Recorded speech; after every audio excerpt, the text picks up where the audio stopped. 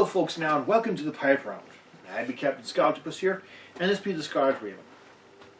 And today we've got an episode that's very important to us. It's about pirate music.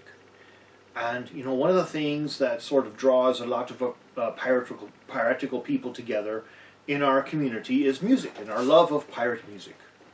And whether it be pirate metal, or whether it be acoustic music, or concept music, or that sort of stuff, we all tend to like it, and we share stories back and forth, and songs back and forth, and that sort of thing. So we're going to be talking a bit about piratical music today. But for right now, we're going to pour out a little toast to our friends. From the Crystal Skull here, with some Jamaican Mountain Red in it. And we're going to say to you folks, as your friend, we really appreciate you being here and watching the Pirate Round. And we want you to like, share, and subscribe. And stab that subscribe button there with your cutlash. And spread the word of the Pirate Round. Spread the word of the Pirate Round to all our friends nationwide and worldwide. And we say to you friends, we really appreciate you being here. And this toast is for those we know and those we have not met. And those who have gone and passed away. We think of you now. We light a candle in your honor. And we say to you friends, welcome to the Pirate Round now. Your har. Your har.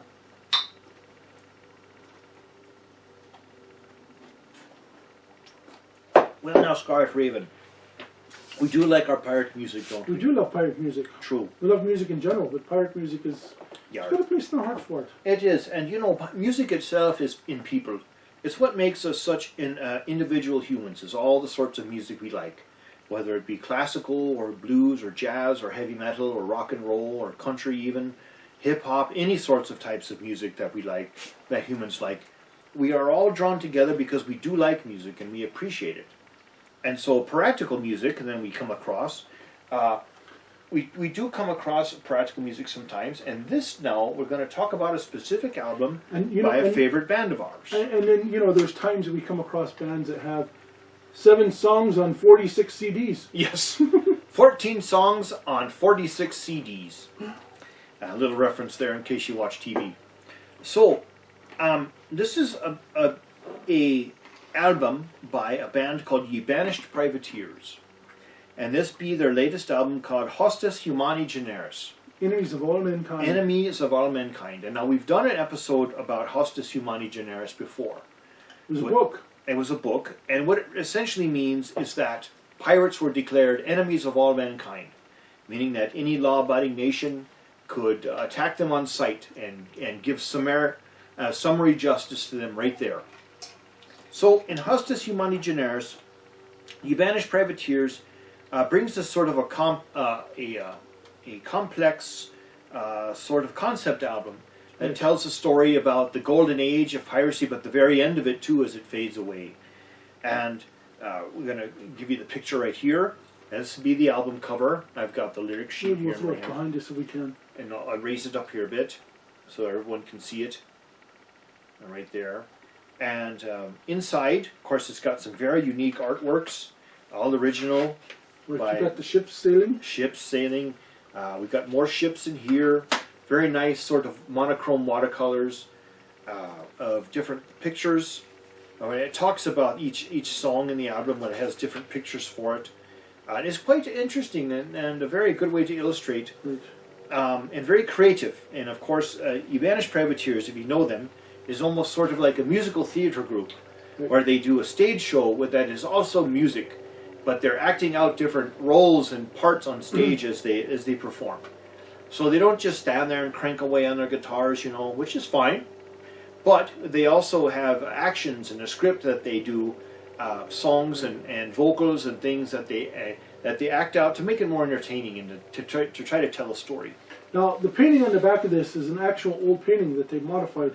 And hidden closely in the clouds is the Ye Banished Privateers logo. Right, it's a skull with an accordion underneath it, I think. Yeah. And that'd be their logo. Concertina. Concertina, and you can see it there in the clouds. So, Scarlet Raven and I are going to go through this song by song. We're going to talk about it because we think it bears discussing, because this is a very interesting, very complex album. It is. It's very in depth lyrically. And very in depth, lyrically very well done.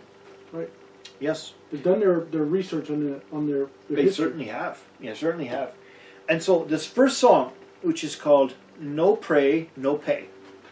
Now, the verse in this says, no quarter, no parley, no pay without a prey. Fresh water, fresh barley, fine rations to last the day. No quarter, no parley. Maynard sizing up our change.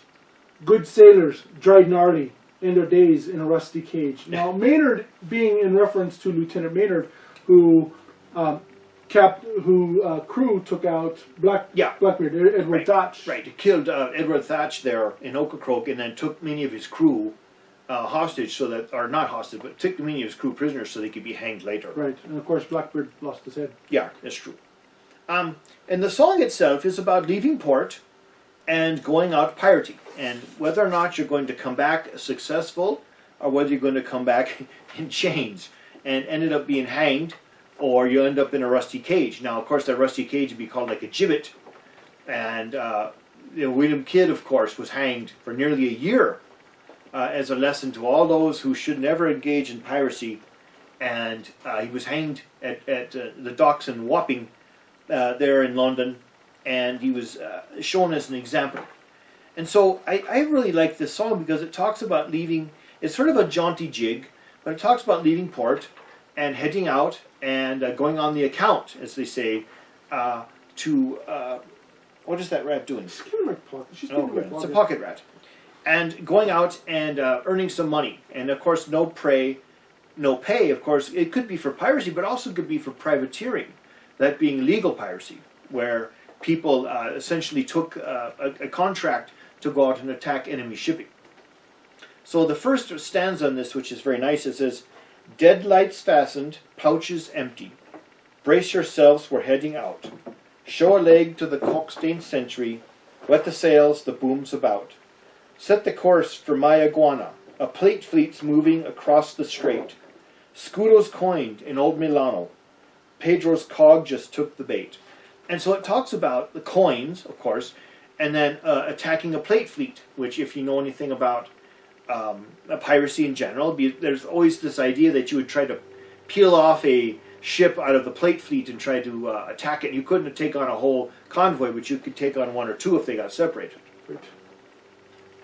So this song is sort of a jaunty jig, and it's very enjoyable with the lyrics-wise, and they've really done their work. Lyrically and musically, I really like this song. Yes. Vocally and mixing, not so much. Well, there's an issue here. The singer, basically, for it, I believe is Peter Molwing, and he's the Blackbeard-looking character there in the band with the, he always wears the coat and the hat, and he has the big long beard, and he has a very gruff voice, where he talks like this and he sings like this, which is fine because that's his character. Right. It's his Blackbeardy type, old, scruffy sea captain sort of character.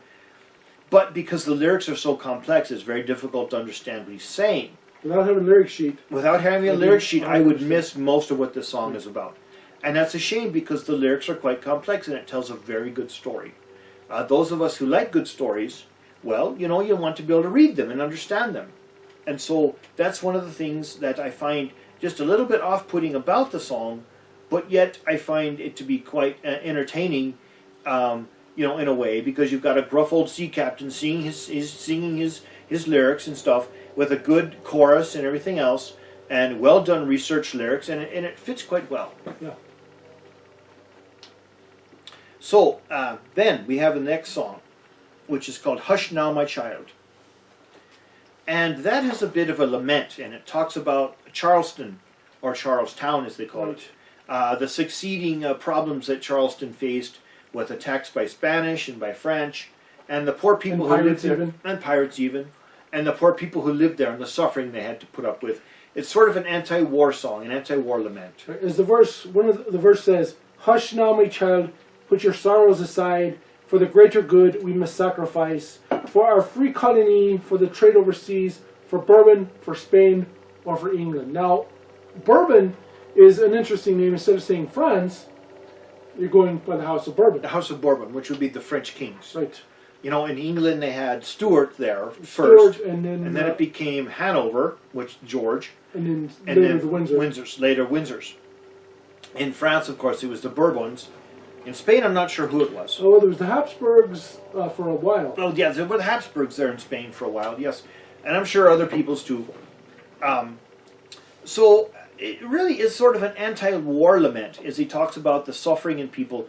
And I want to read this last stanza because it's very important and it's very well done. It's quite poetic and very sensitive and evocative of people's feelings. And it says here, "But every night in my bunk or my bed, a young boy stares into my mind, whose parents I slew as I righteously drew my cutlass and stabbed them from behind. Like so often before in these times of war, regardless to what end or to what gain, our children still bleed, and no matter the cause, our blades and pistols hurt the same." And so it's talking about how no matter what you do, your actions and your combat that you have against other peoples, you hurt those that you don't always mean to hurt. The innocents. You hurt the innocent The children folks. living and parentless. The children, the parents, everyone. You leave people without families, without parents, and sometimes without hope. And the character, of course, in this is haunted by that, haunted by the deeds that they've done. It's a very well done, very evocative song, and I was very moved by it emotionally, and I really enjoyed it for that sense. Again, it's a lament, and I'm sure glad we've got the lyrics sheet because I would have missed probably 2/3 of the song had I not been able to go back and read this. Absolutely. And you know, it's lyrically, it's a great song. Musically, it's a great song. Yeah.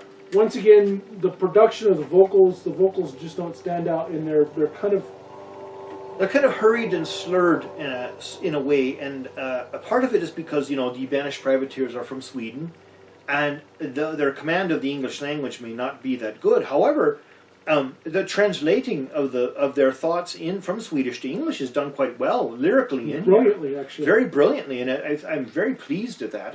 And I say thank you so much to all the Swedish folks there who know quite a bit of English and are able to translate their complex artistic thoughts at least into English so that, you know, stupid Americans like us can understand what you're saying. And I'm very pleased, and I thank you very much. Now the next song is called "Blame the Brits," and it's essentially just a drinking song. It's got a jaunty tune, but it has a story too. It talks about people marooned in Nassau and unable to leave the town, unable to find a ship to go on the account, and stuck there as the town begins to change from a former pirate haven to a haven taken over by the British with Woodes Rogers as he comes. And we blame the Brits for our misfortune, like we always do. While the other crews are out there roaming, we are here stuck with you. Yes, well, this one makes great use of a concept that Ye Banished Privateers have, and it's actually musical theater. And they use a lot of soundscapes in their songs. A lot of background sounds, a lot of depth, a lot of... it's like the background sounds are like the extra member of the band. Yes. A lot of singing, a lot of background, a lot of dancing in the back, and a lot of clinking of glasses and fires and sounds of the sea and boats and stuff. Horses on the cobblestone. Horses on cobblestone and and at times marching. it adds a lot to the song, but there's times it just muddies it up even more. Well, there's times when it can muddy it, but in these few songs here, it's done quite a bit to show an extra bit of storyline, and I think it's kind of funny. The Blame the Brits is sort of one of those drinking songs that you can have fun with, and it's just sort of like, well, we blame the Brits for our misfortunes and stuff. Here we are, you know, kind of drinking, and we're kind of maudlin in our cups and stuff, and. But there's a bit on the last stanza which I thought was quite funny, and I'll read it for you. It's really quite nice. It says, "I lost my head, I lost my crew. I found myself in a pit of goo, a muddy hole with no way up. What the hell should I do? The only company I've got is a little frog, but licking it is nearly good as drinking grog." Do you think licking a rat would be like licking No, a don't dog? lick that rat. Of course, that's kind of funny about the toad licking thing, where some toads have a hallucinogenic sweat on them. If you lick them, it's actually quite poisonous, but in small amounts it can be quite hallucinogenic. So they kind of added that in there, and it's kind of funny when I read about it. And it's like, oh my goodness, and that's funny. And it truly is sort of a drinking song, easy to sing along with, the chorus and stuff, and quite fun. Then we move on to the next song, which is called Capstan Shanty. And if you don't know, a capstan is the giant winch on a ship that's used to raise and lower the anchor, or in some ships it's to pull in the fishing nets or to pull down the big sails. And it's a wheel that with pegs on it, big giant pegs that men would move around in a circle. Almost like the Wheel of Woe. Almost like the Wheel of Woe in Conan, yes. And the thing about this, the capstan, is that the illusion of the song of Capstan Shanty is about as the world turns, so does the capstan, and it keeps turning like that, and that's how time passes. Strike the hammer to the cable, for the capstan keeps us turning. Push now, Johnny, all the way to Glen Desiree, where the lass you married walks the wool with arms array. Push now, Johnny, round and round she goes now, Johnny.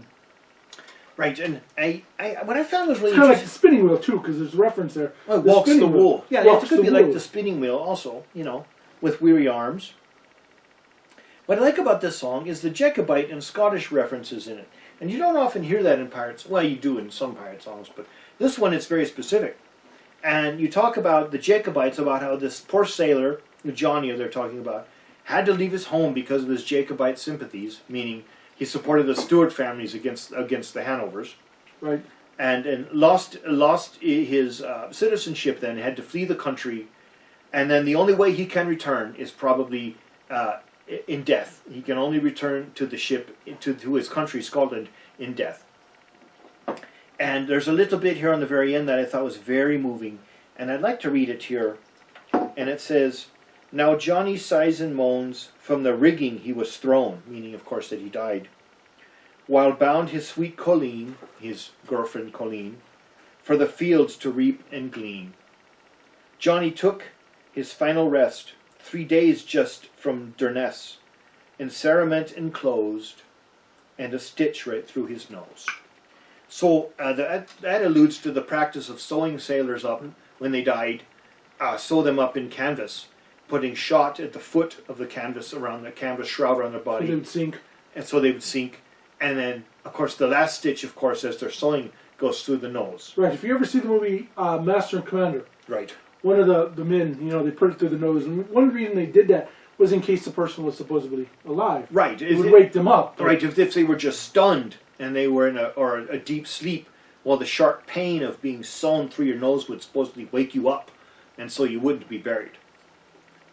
It's very emotional, and it's very sad how it talks. It's certainly a lament, and quite well written, and it's very good in the sense that it talks about missing home, missing your sweet love, being separated from them, and then not ever really being able to return. And so it's very sad and very emotional. And it's a very in-depth song, and it talks, in this album, they've got quite a bit of emotional depth, and I really do appreciate that about this album because of that. Yeah, many a sailor, went to sea and never got to see their loved one ever again. Right.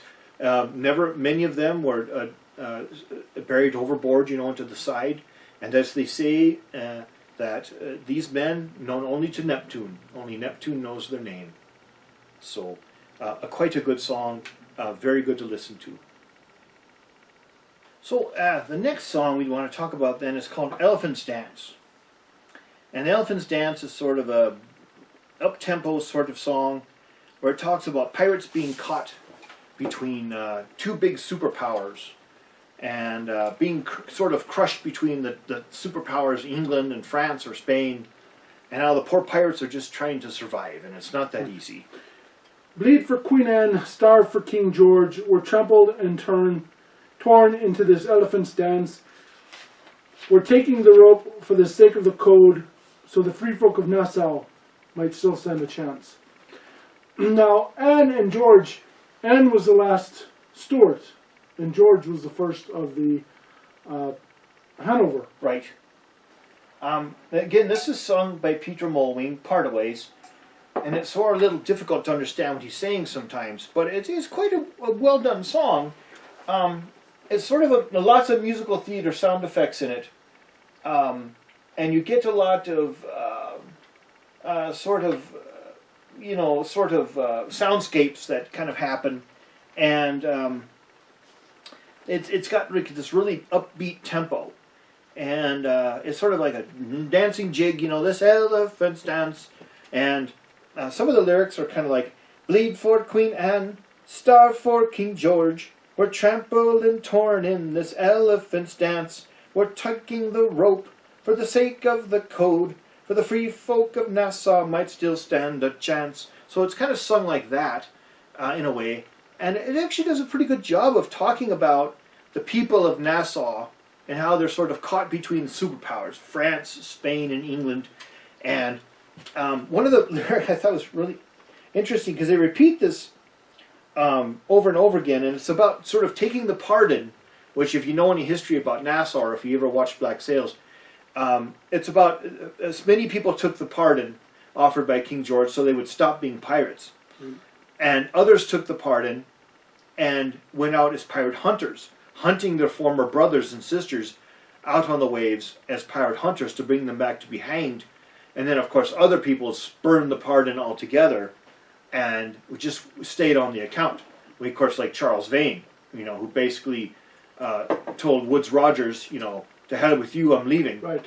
And others who took it, like Benjamin Hornigold, who took the part and then became a pirate hunter, and then, or people like Jack Rackham. Took the part and then reneged on it. So, which was really bad, because then you definitely got home. You're right. Then you face justice. So then there's this one part that says, we are born of the salt, we are children of the sea. We don't bend our knees to no king or country. So we hoist the Jolly Roger, the colours of the free. And if we hit the gallows, that's the way it must be. I don't think there can be more piratical sort of lyrics that I've ever heard in a song. And I'm really pleased that they included something like that in there, and I really like it. Right. What do you think, Star? Well, lyrically, it's a fine song. Musically, it's a fine song. Vocally, once again, I have a real hard problem. Without having these lyric sheets, I can't understand. Yeah, Peter Mowing, he's got the gruff fuzzy talk, and it's very difficult to understand. I love him as a character. Don't get me wrong, I love him as a character. The big beard, the hat, the coat. It's really good the way he does what he does. But I got to think the lyrical arrangement, when they did the recording, they must have thought, well, we're just going to throw him in there because in a sense it's like live musical theater. Right. Right? And that's the best recording you're going to get. So it's not quite the kind of thing where you're going to have a vocal distinction within the song. It's like choruses that they're recording. And so without the lyric sheet, you would miss a great deal of this very interesting song. Yeah. So let's pause and we'll do a Yar Har here to Nassau, Jack Rackham, and the rest of them. Charles Vane and the rest. Arr, yar. Okay, the next song, Swords to Plowshares. Now, Swords to Plowshares is a phrase that is in the United Nations, I believe. Yes. They shall beat their swords into plowshares, meaning, of course, that they will take their weapons and make them into tools of peace. Right. Farming and things like that. However, this song's a bit different. Right. As Scarlet Raven will illustrate.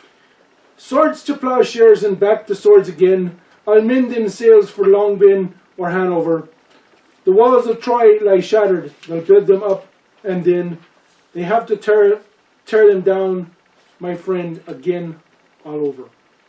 So, essentially, this is about being a pirate one day, and an unemployed seaman the next, and then a pirate the next day, and then a legitimate seaman the next, and then an unemployed seaman, and then a pirate the next day. So it's one of those things where one day you do what you're doing, and they call it war, and it's fine. But the next day you do what you're doing, and you're not law. So it's about the vagaries of the law, and about justice and that sort of thing, and people in authority and kings, and how they bend the law to suit their own will. And there's one lyrics in here which I think is very good. Let's see right here. You've already read the Swords to Plowshares thing. Oh, it says, "Oh, the drudge we will be, ill-used time and time again, under changing names and flags and bloody nation. And every time we find a crack, we'll bend there till it sprains. But if they call you out, just slip back to your station." Meaning, of course, that you just try to survive from one year to the next, whether it be as a legitimate seaman, or you be as a pirate, or something else in between, a privateer perhaps. And so I think this is a very good song where it demonstrates the plight of the common seaman, who had the choice between being misused by the captain of a man of war, or by a merchant captain, or by being in the Brothers of the Coast, where they were treated as equals. Right. Quite a good song in that sense. It talks about the plight of the pirate. And of course they delve deep into pirate history in this, and it's very pleasing in that sense to see that. So, Next. we move on to the next song, and here's one of my favorites now.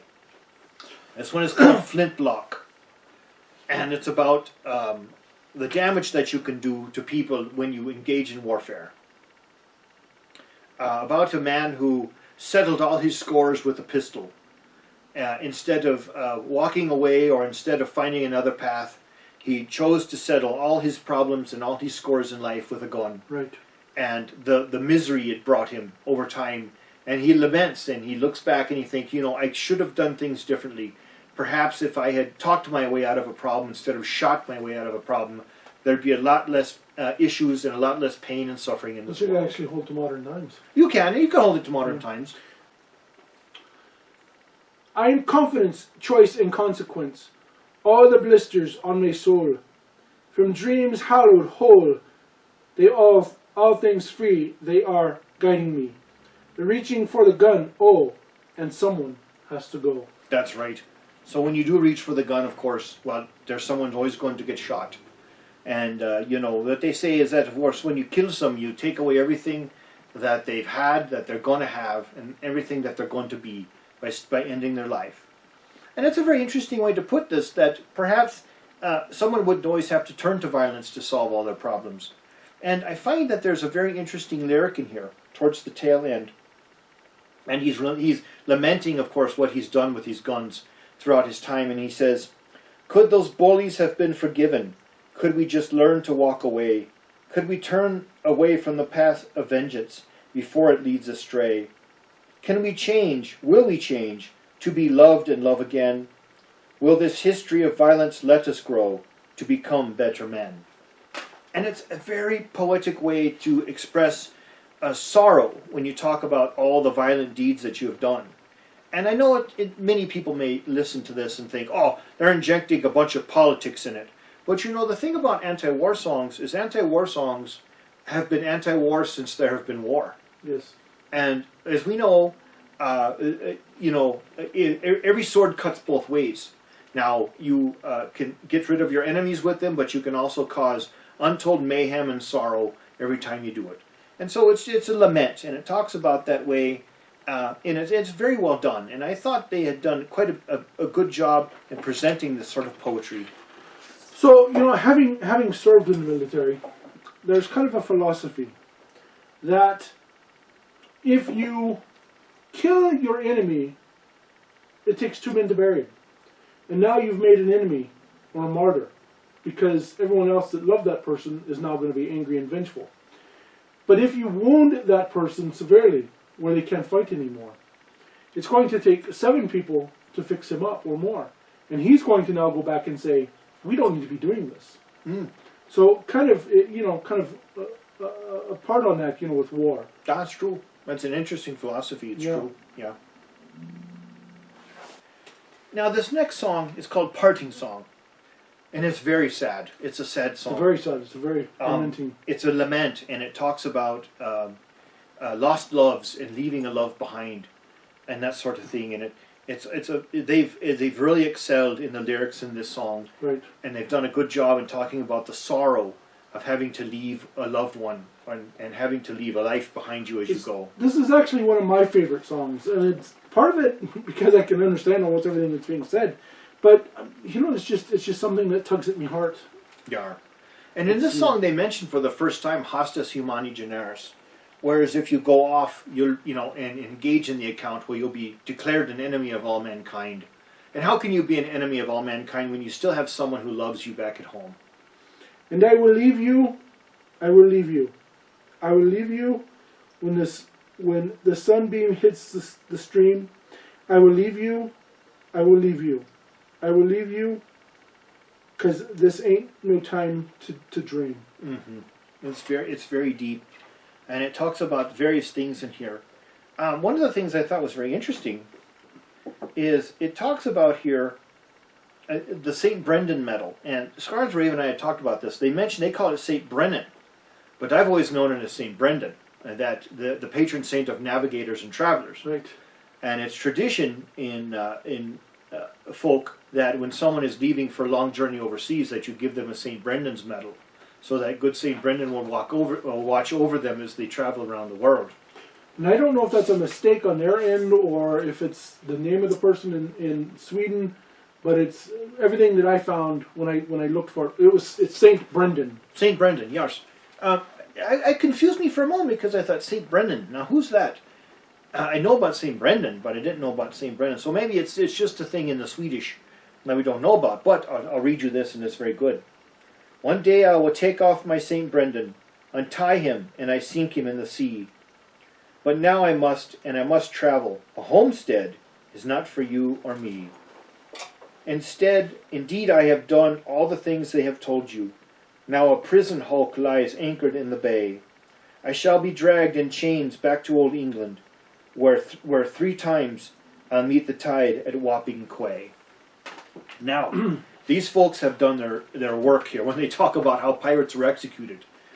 Isn't that the right now? Well, Wapping Quay was one of the places that they were taking to Wapping. Like William Kidd. William Kidd and many others. Right. The men who were found guilty of piracy in various places were taken to England, where they were hanged.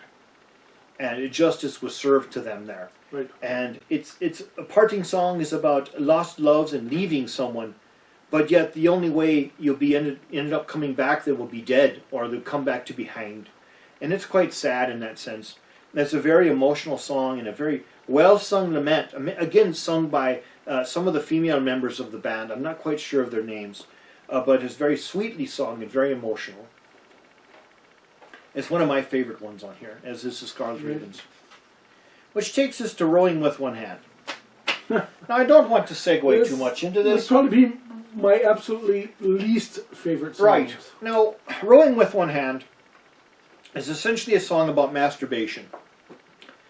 And I don't know if it's simply that some folks are just obsessed with sex, or maybe it's about being separated on a ship and you don't have any ladies about, and your only friend is your right hand. But it goes on and on and on in this song about masturbation. Which, okay, that's the realism of being separated from loved ones. And, of course, you know, who's the biggest liar in the world? Well, the person who said they've never masturbated. And who's the second biggest liar in the world? The person who said they only did it once.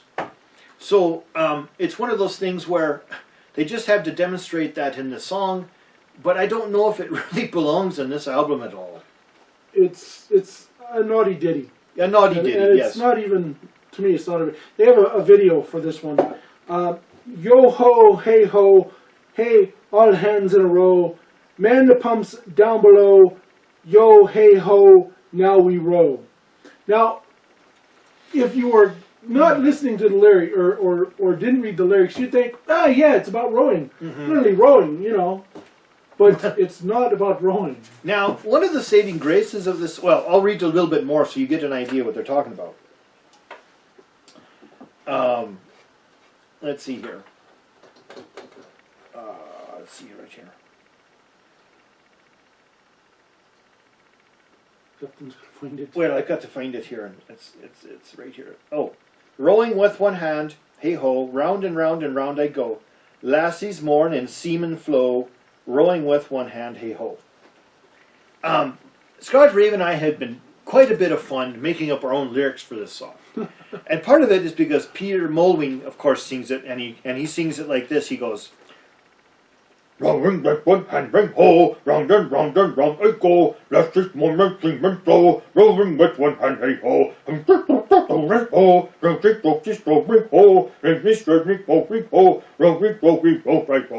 So it's like, Cookie Monster Pirate Show, bears hate monkeys, don't you know? Sorts of songs like that. Rats like rum and rum that flows, broken with one hand I go. Yeah, we were making quite a few of our own lyrics Yeah. for this, just randomly off the top of our head that actually fit right in. It just and begs actually it. made just as much sense. I'm sorry, folks. It just begs it. I don't know how this song got in I here. don't know why it was picked as one of their Yeah. singles and as a video. Oh my goodness! Because you have all these other ones in here. It's great, you know. The imagery of the video is kind of fun, Well, but it doesn't fit what they're. exactly. Of course, you couldn't too. No, you couldn't really. Yes, it was a porn movie. So, you know, you have "Hush My Child," you have "Parting Song," you have "Captain Shandy," and all of a sudden you've got, you know, "Rowing with One Hand." Well, I figure it's like, right, you know, you got to make a song about masturbation in here somehow, and I suppose it's got to be that. I would almost say, you know, Stormfront. Yeah, yeah. It's almost like a thrown away Stormfront song. Yeah. Because Stormfront, you know, we haven't done any of the reviews, and we will, but a lot of their songs tend to be, well, not a few of their songs, at least one in each album tends to be very over the top language. Now, you know, I can speak like a sailor, but I try not to. But, I don't think it's really necessary. I don't think so either. So, the next song we're talking about then is "Swinging We Must Go." Which is another. "Swinging We Must Go." It's another song. That one is about, what is that one about? Being hanged for various crimes. Punishment. Yes. Oh, this one has the whipping sound effects in it, where a person's being whipped in a dungeon with the dripping water and the whipping sound and the crying out. Again, it's musical theater. Again, the lyrics, it's almost like it's written for another band, not even for them. We met a widow hot as hell. You may reap what you did sow. That she's a widow, ring no bell, and a swinging we must go. A swinging we must go, a swinging we must go.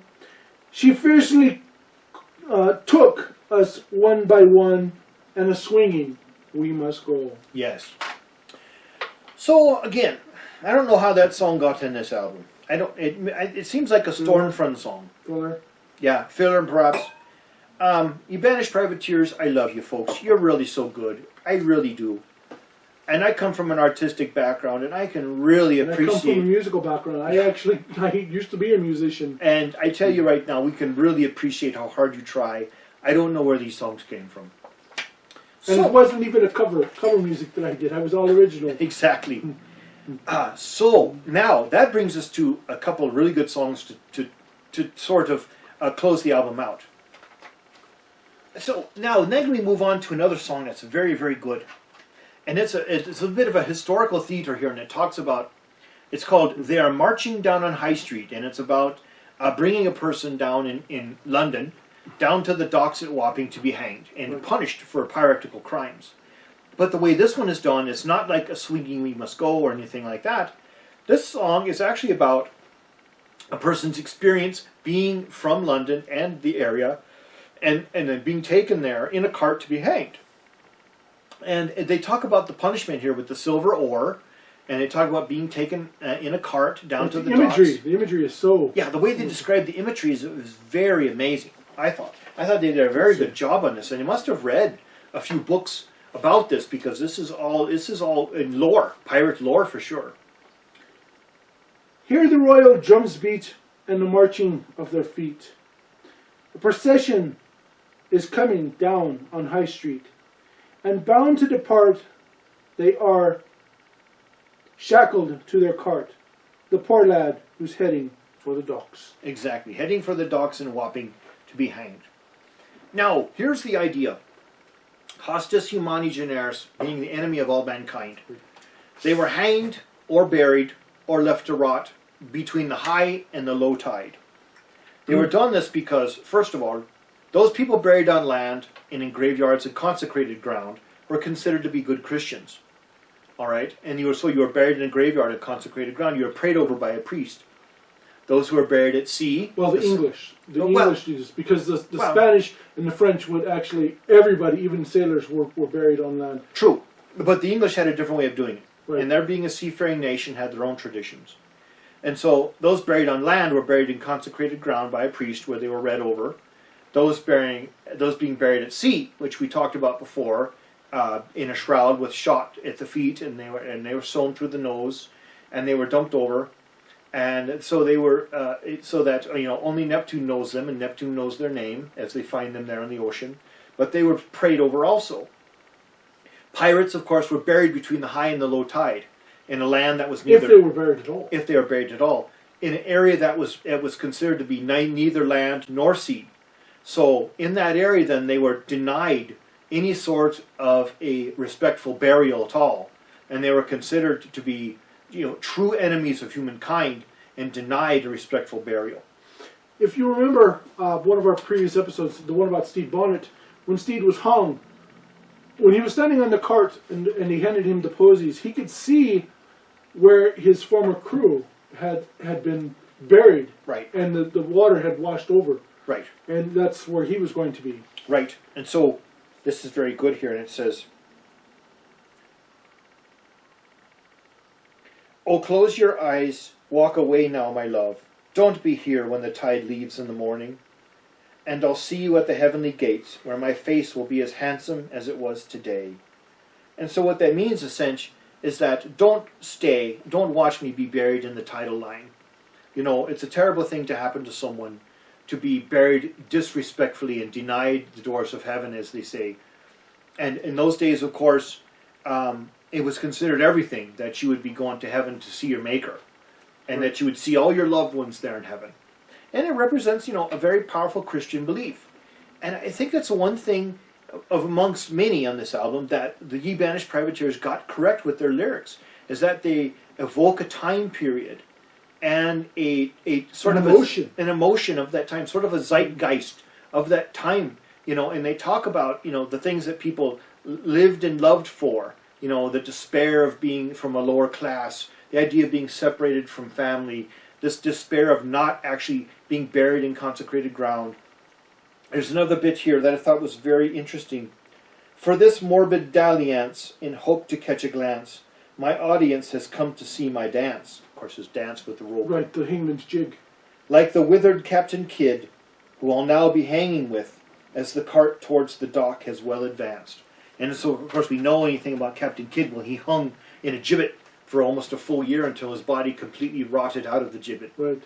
Because what they did is they hung him and they tarred him. Yeah, they tarred him. Stuck him up there so his body would hang together as long as it would. Yeah, so everyone would see him and be considered, that's what happens to pirates. A very well done song with a jaunty sort of tune in it, and it's a high point of this album, I think. It's a very good song. Yep. So now we come to a really, really good song, and that's called "Death of Bellows." Now Bellows is one of the founding members, I believe, of Ye Banished Privateers. Right. They all have character names in Ye Banished Privateers, and Bellows, one of the singers, and I believe he's either guitar player or fiddle player. I think he also plays the accordion in there, the concertina in there. Right. Yeah. And this is sort of the death of Bellows, it's called, but it's also about the end of the golden age of piracy, right? And how people they lived their lives in one way, and of course it slowly faded away into another time. "Ashes to ashes, dust turned to dust, and thou returneth to the grave, out of which thou came." This, of course, is a lament, almost a funereal sort of song, almost a prayer, with a church chorus in the back and a very slow, solemn way of speaking, and it's very sad and it's very somber. And it's almost like a death song about a person, but also the golden age of piracy. Right. And how we know that when the golden age of piracy came to an end, that after that, there was no sort of time period anymore where people could envision a free land, a free people, brotherhood upon the seas. Now everything had become commercialized and stratified, and people no longer could look forward to be rebellious or to be free anymore. Now, of course, they were knuckled under the crown or under the law for then on. And there's some very good lyrics in here, very good. "Tear down every mountain, lay dry the seven seas, slay the night and day, quench that gentle breeze. All that used to matter doesn't matter anymore. Life has lost all shimmer, and joy has closed its door. See the piers burning where mateys deeply bow. The rivers on their cheeks in these times are loud. Lowered down the coffin, a treasure 6 feet deep. No more bellows breathing, all music laid asleep. And bellows is capitalized. Yes, bellows. It'd be a person there, of course, that they talk about bellows. And, you know, ashes to ashes, dust turn into dust, and thou returneth to the grave, out of which thou came. And it's a very somber tune. And you think, if the album ends on that, well, you're going to feel so sad and think, oh my goodness, the end of the album is sort of like the end of the golden age of piracy, and that all the pirates, you know, all their memories and everything has faded away. But it's so beautifully done and so beautifully written. I had to say that it's very moved. Poor Scarlet Raven was wiping the tears out of her eyes when she was reading it and singing along. And I think I almost broke a small tear myself, or perhaps I was sweating, I'm not quite sure. But it too is very emotionally moving. Now, had the album ended here, I would have thought, gosh, what an amazing album this is. It's so moving.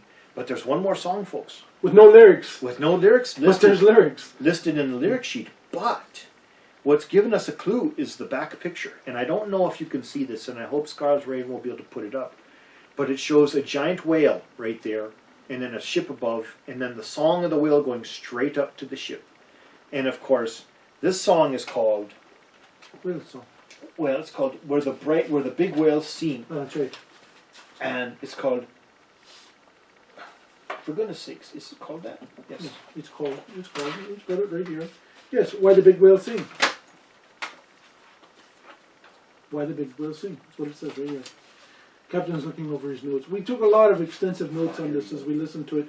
We've listened to this album many times. Captain's listened to it many times. True.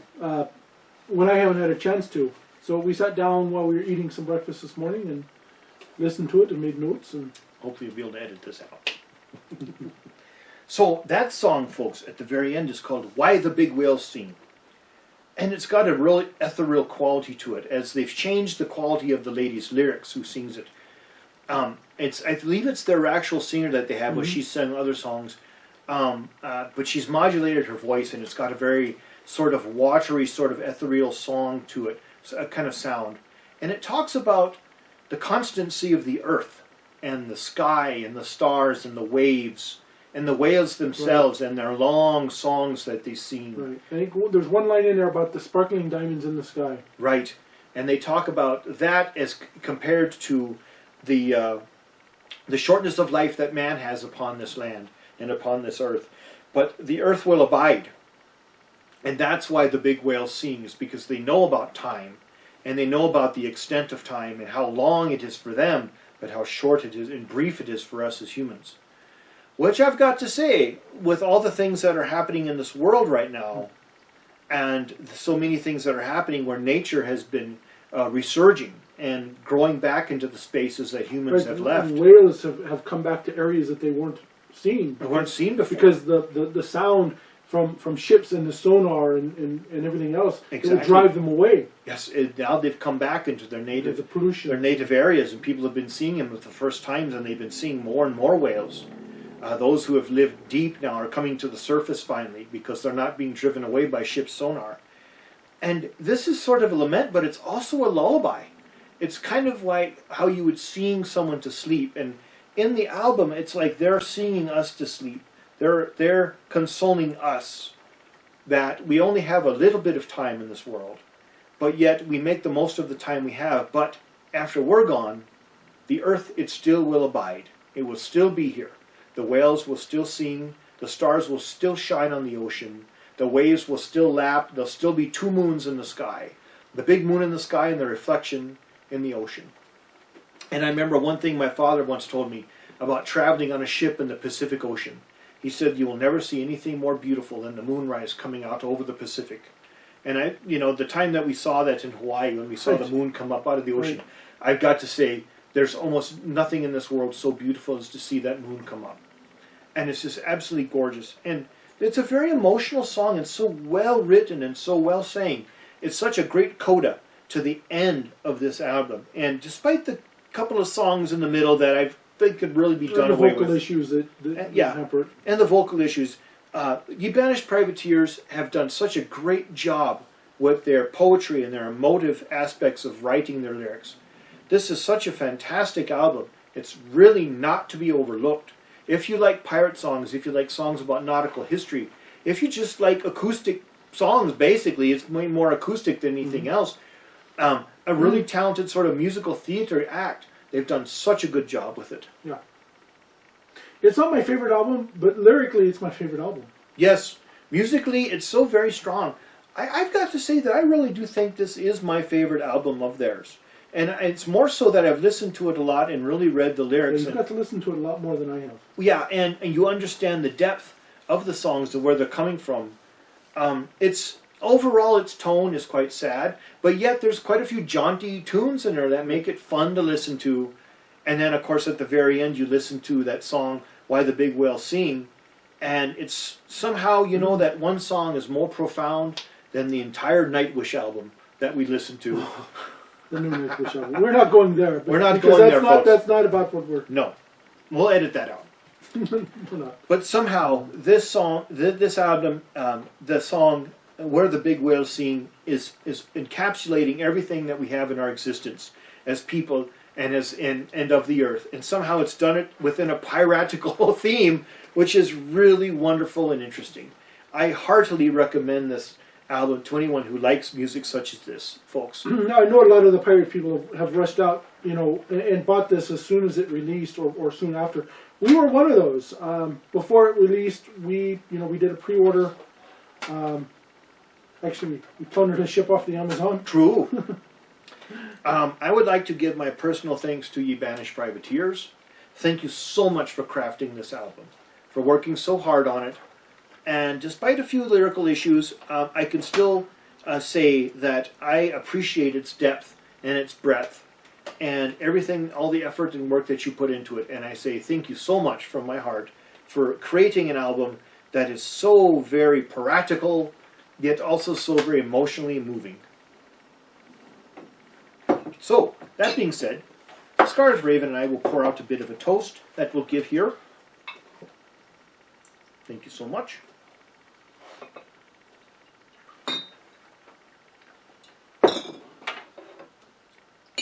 And we say, folks, thank you for watching this long, drawn-out episode of the Pyrate Round. With a few technical issues. Yes, but we thought we'd give this album all the time it needed, which is quite a bit, to talk about it.